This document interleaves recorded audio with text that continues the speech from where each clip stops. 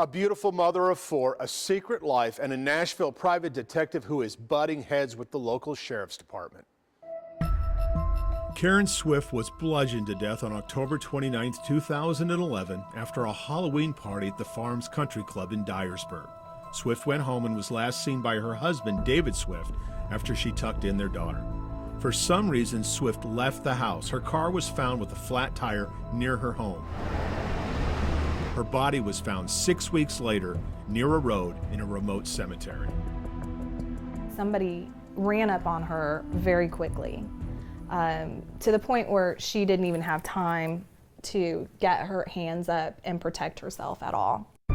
The Swifts had a rocky marriage. They both admittedly cheated on each other for years. They were divorced, remarried, and were about to divorce again. But despite all of their tumult, there was never any domestic violence.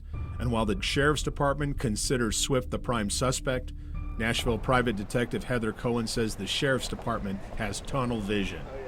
The difference between my investigation and their investigation, I believe, is that they came in with a suspect. They came in with their sights set on David Swift, and I came in and went where the leads led me. And here's where things get interesting. Remember that Halloween party at the Farms Country Club? Several witnesses say Swift got involved in an altercation with a married woman on the patio the night Swift disappeared.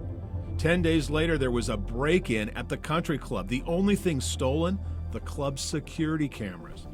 Here's another thing. Karen Swift's dead and partially clothed body was found in the bushes off a dirt road at the Bledsoe Cemetery in December of 2011.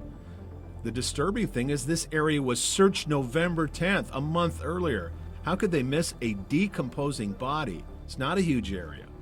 Here's another thing. According to Heather Cohen, 3 witnesses saw a man with a metal detector here in November at this out-of-the-way spot.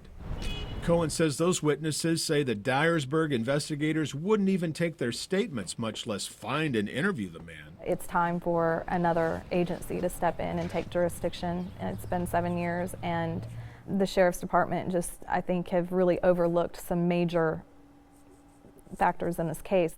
Karen Swift's best friend, Erin Gray, has never been interviewed by police, although Karen told her some strange things right before she died.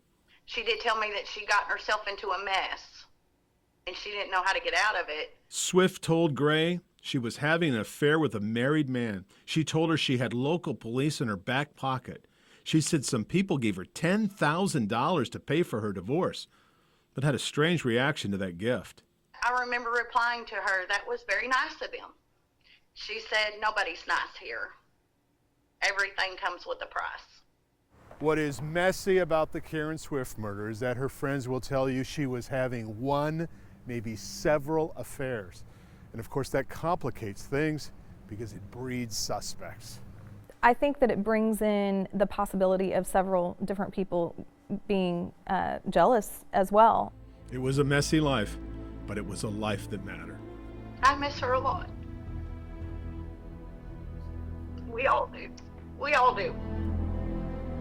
And it's time that something's done. Heather Cohen does not have a client for this case. She is doing it for herself. She feels compelled to solve it. I'm Dennis Ferrier, Fox 17 News.